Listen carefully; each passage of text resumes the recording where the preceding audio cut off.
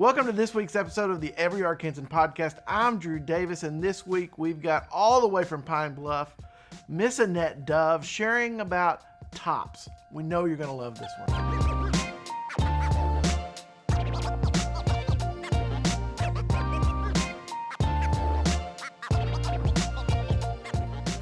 Well, Miss Annette, thank you so much for being here with us today. Tell us a little bit about yourself. Where are you from? Where'd you grow up? Well, thank you for inviting me. I was born in Pine Bluff, grew up in Pine Bluff, Arkansas, and been there all my life. Started TOPPS in 2002. It started off being from my church. I was the youth director at my church. And long story short, I always wanted to hear from the Lord. And I had a friend who would always say, God told me this, God told me that. But I wanted that.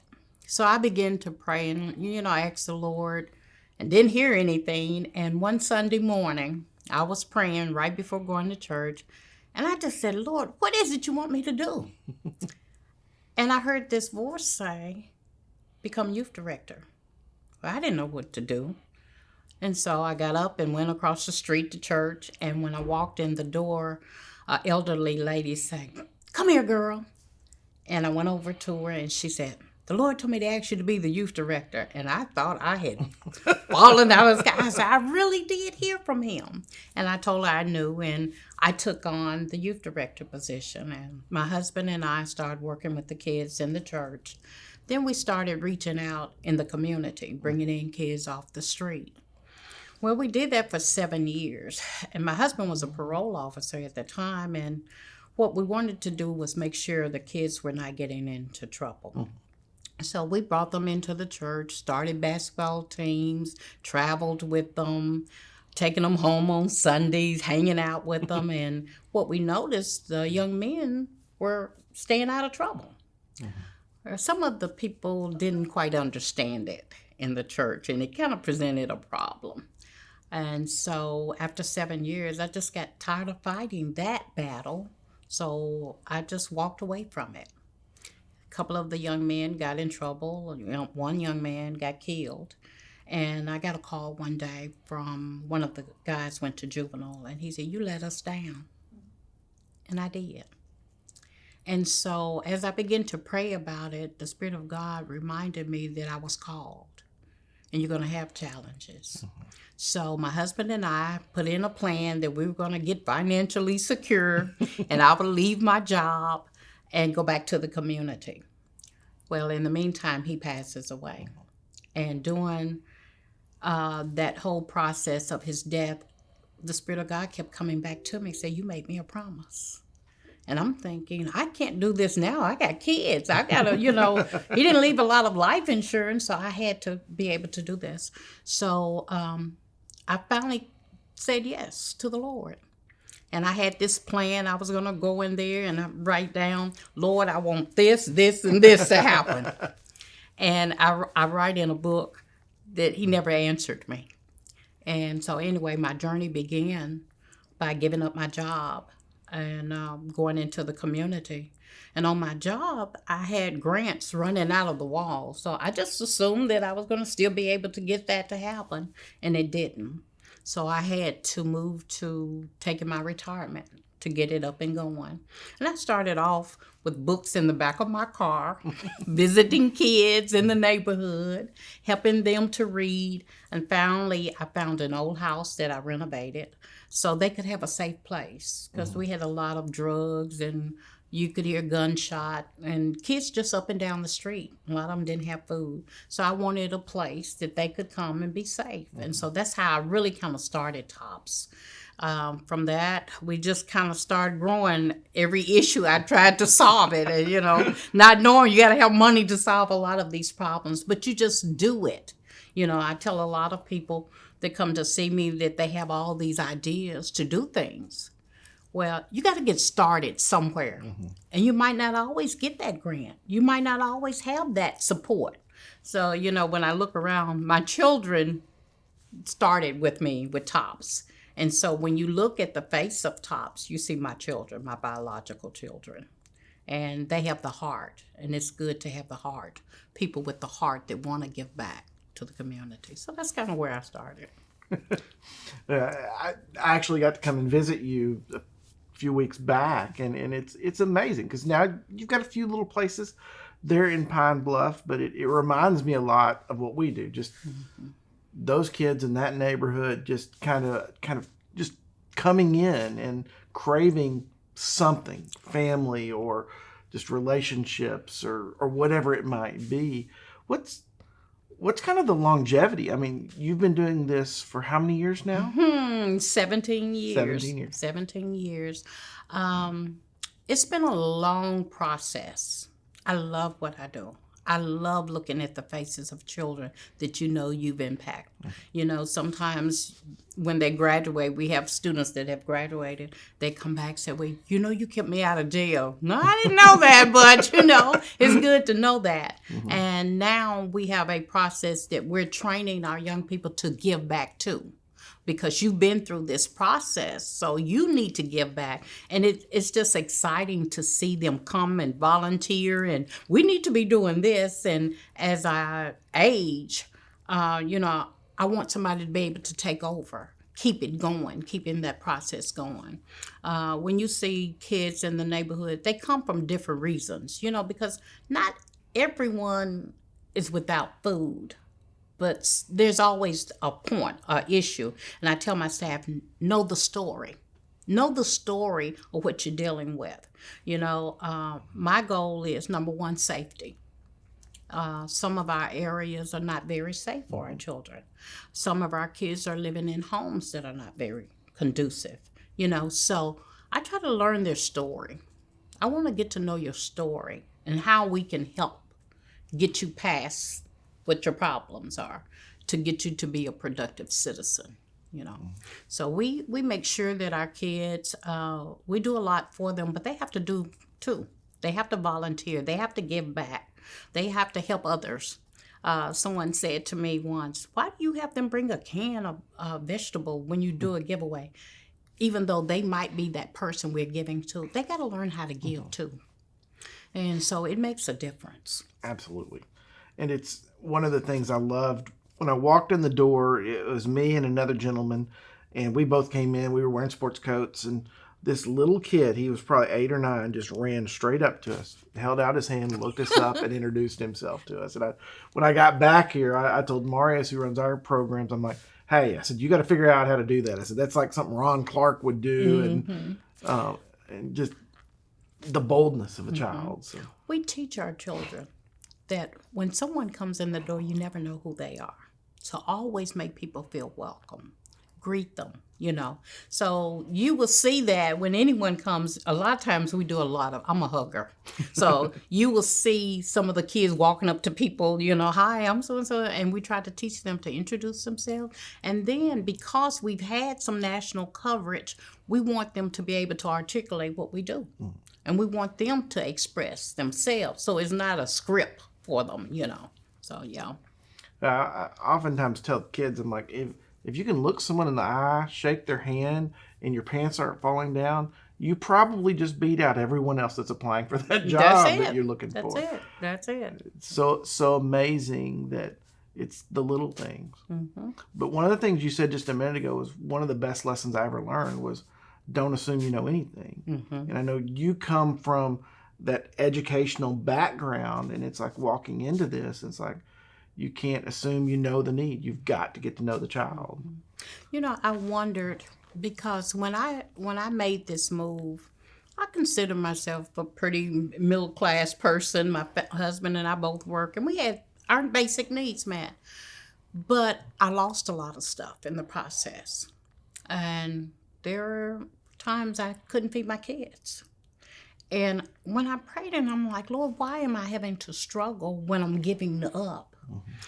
And he reminded me that sometimes we think we know what people are going through until you have walked that walk. Sometimes you really can't relate. It's easy for me to say, oh, I understand. But until I've been there. Right. And I've been there. I've been there now. I was thinking about when I left my job 17 years ago, my salary. I don't make that salary now, 17 years later. But God always reminds me, what have you missed? I provided every time you needed something. I've been there for you. So, the struggles, just to say you're doing it for the Lord or you're doing it to give back and all that, doesn't mean it's going to be that easy. But the joy that I get is when I see these young people. When I see foster children come in and they need a hug, they don't know how to hug at first, and before they leave, they run in there, hey, Miss Dove, where my hug? It's just teaching them that someone cares. I had a little kid this summer, and he was kind of rowdy, and I noticed he was sitting in the office, and I said, come in my office. Well, I didn't just start talking to him. I was doing work, and I said, what time is it? He said, it's everybody reading. I said, well, go get a book and read to Miss Dove. So he got a book and he read it, and I'm working, but I'm listening to him. So finally I said, tell me, what's different with you this year? And he just said, I've been getting in quite a bit of trouble. I said, a little bit. So he went on to tell me that, he said, did you know that I've been in 23 foster homes? Jeez. Right there, something told me, okay, that's number one. Uh-huh. Then he explained to me that he had an illness that people didn't know he had until lately they discovered it. And no one really wanted him in his home. Then he shared with me, he said, a lot of people think I'm one race, but I'm not. That's another thing. He doesn't have that identity. Then he went on to, when I found out he was being adopted, and he really didn't know the family that was adopting him. So a lot of times I told myself, know the story. Uh-huh. You got to know the story. All of that shared a light for me that I've got to do something different with him, uh-huh. And so after we talked, and he would come in, I'm doing good today, thumbs up, And so, it's just knowing that story on these kids. I always said that a lot of times children are punished for who they are, uh-huh. Their parents. They're punished for their parents, and it's not fair. So, I view my part as I'm that advocate. If I can help in any kind of way, then I'm going to be there for them. Yeah, I think that's one of the things a lot of people miss out on is you are who you are because of the relationships in your life. And you either have a leg up on certain situations or a leg down on certain situations because of those relationships. And poverty is as much about relationships as it is about food and a house and clothes and all of these other things. So one of the things that you do is mentoring. Mm-hmm. And actually, your son drives back in from Texas a couple of times a month just to help you run that program. Tell me a little bit about your mentoring program. Okay. We have a program called Dreams, and Dreams require educating and motivating students. It started from my son telling me, he said, Mom, we tell kids to go to college, but they don't have a clue. And I'm like, you're right. They really don't. And I said, well, you've been to the university, so you develop. And he wrote the program. So what they do is they bring in, we have different mentoring groups, but his Dreams is for 10th, 11th, and 12th graders. Our number one focus is to help them get out of high school. Mm-hmm. So we work with them. They assign a mentor. They meet. We bring in speakers. We encourage them. We talk to them on why it's important to get your education. They take college tours. We walk them through the process. Some of our children, a large number of our children are raised by grandparents. Mm-hmm. They don't have a clue on a FAFSA. They don't know what paperwork to do. And we actually had a student who was going to miss out on a scholarship one day. Michael met the grandmother and completed the paperwork. And so we're very proud of that program because we got a 98% rate of them still being in college, because a lot of times kids go to college, but they don't remain in college. Mm-hmm. And so we try to walk them through. They call Mike, they're all on I'm old, so I don't know all these groups. They're in the different chats, but they talk to him on their problems.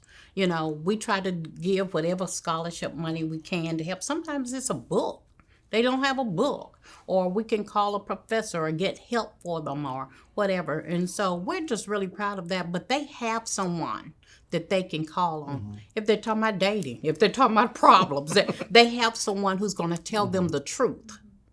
And that's what they need, you know. And Mike said, man, so many young people need this because they don't know how to stay in college. They talk about credit, and they talk about their scores, their credit scores, and getting loans and all of that, you know. So it's really good. Then we have our girls and our boys mentoring for our little kids, and they meet twice a month in a group setting. Then they have mentors, and so sometimes we go to their games, show up at school. Miss Dove have been in many classrooms that they didn't know I was coming. They were having problems, and they turn around and here I am sitting in the back of the room, you know. So, but it's to let them know somebody cares, and I have high expectations for you, you know, and so. Well, a lot of times this is for those grandparents or parents or whoever's raising them, it's really a new experience for them. They don't understand the school system. They don't understand, like you said, some of that FAFSA paperwork and all that. I'm an accountant. It's beyond me. I mean, on some of it, it's a process. It's a matter of finding those relationships and coaching along. But so many people, it intimidates them and then they shut down, especially the kids. They see this and it just shuts them down. So, what I realized when I first started, because of our area, we have, I don't know if we still have 5 prisons in Jefferson County, but a lot of grandparents, 70 and 80 years old, were raising the kids, and they're hyper and they don't know what to do with them. And I've seen some come in tears. I'm tired. I had a grandmother says, I'm fearful. She said she didn't even go to sleep at night because she was fearful of the child. Well, sometimes kids can kind of intimidate you if they know that you don't know. And so we got that child and we started working with that child, and the grandmother came back. The child is out of college now, and the grandmother came back to see me the other day. And I mean, it just makes you feel good to realize you had a part in that person's life. But she said, Ms. Dove, do you remember when and she was telling me things I don't even remember I said, but it's all a part of making a difference in your community. And you just don't know, you know. People tell me, I see people say, you remember you told me something? I don't remember I told you that, but you know, hey, if it helped you, then that's good. Go out and help somebody else. Yeah. And then you also, earlier, you talked about consistency in just the long game, so to speak. 17 years. I mean, we're only 10 years into it, and in so many of our kids' lives, we're the most stable force that they've ever had. Having that consistency, because you're going to get a new teacher next year. You might get tossed around the foster care system, or you might just get tossed around relatives. Definitely going to be moving houses every couple of years. What's one of the things that in that 17 years has just like excited you the most? That's just like every time you want to quit, you're like, nope, this one kid is the reason I'm going to keep going. Well, just like I said, when you see students come and they tell you and they sit down and talk to you about what their life would have been, you know, I tell anybody, nonprofit work is not easy. It's challenging a lot of times. You know, there are days that I'm praying from morning to noon to night, you know, of different challenges that we have, because not everybody understands that. You know, you have some people that look at the bottom line. You know, well, did you follow that guideline? You know, or did you meet this guideline? But when you see the lives that you touch, when you really make an impact and these people come back to you, when we give out emergency food and I see a senior citizen on a walker and they can barely take the groceries, but they need them so bad, or they're telling you that they spent all their money on their medicines and they have nothing. Whatever you have, I'll take it. If it's just some crackers. When people tell you that, they are in need. You know, I always say sometimes in the evenings when I'm thinking about the day, I'm like, where did our compassion go? You know, Jesus fed. Jesus, you know, sometimes they can help themselves. Some of them can't. And so I really believe that's the reason we're here. You know, I don't know if I told you this, Drew, or not, but I felt like In 2012, I got diagnosed with congested heart failure. They gave me 6 months to live. They said if I didn't get a transplant, I would not live. I remember praying, and I was awfully sick. And I remember praying to the Lord. I said, I'm not afraid to die, because I feel like I lived my life like I'm supposed to. I said, but I can't work and be sick at the same time. And God healed me. You know, the doctors were like, what are you doing? Praying and taking all of this medicine, you know? But I believe that we all are called to something. We just have to get up and do it, you know? When I grew up, I kind of felt like I didn't have any natural skills. You know, people could sing and people could do this. And I'm like, Lord, I don't have a talent. What is it? But it's caring for people. I'm a helper. I'm a worker. I'm a mover, you know? And so I know that's what my call is. So I just got to get up and do it. And so a lot of times when people come to me about being in the nonprofit arena, I tell them the good and the bad. Because a lot of people think grants just fall out the sky, and they don't. They don't. And you have so many restrictions, and you're dealing with this and that, so it limits you. But I say that I always tell the Lord, you come in. Sometimes it looks like he comes right the hour before you get the need of it, you know. Exactly. But he comes. He comes. And when you see the people and you see that you've made an impact, you know you're doing what God has called you to do. Yeah, it's always amazing to me because I sit down with a lot of people that are talking about wanting to start something. And I'm going to start a nonprofit and I'm going to do this. And it's like, thought about volunteering at one first? Have you thought about just trying this out first? I mean, there's a lot of options. You don't have to go and raise this money. There's about 5 things you don't have to do if you'll just go over here. Well, there's no one doing this. There's always someone doing it. But it's so interesting to me that so many people, I want to do this, but they don't ever get started. Yeah. Well, I think it's because they look for the money first. You know, the thing about getting started is you got to have a burning heart to do it and realize that it might not be like you want it to be. You know, I want a building now. You know, I have a couple of small buildings and I keep saying I want a building, but I got to keep working where I am until that process happens. You know, I think a lot of times, you know, I'm 63 now. Is it going to happen? I don't know, but I got to keep working.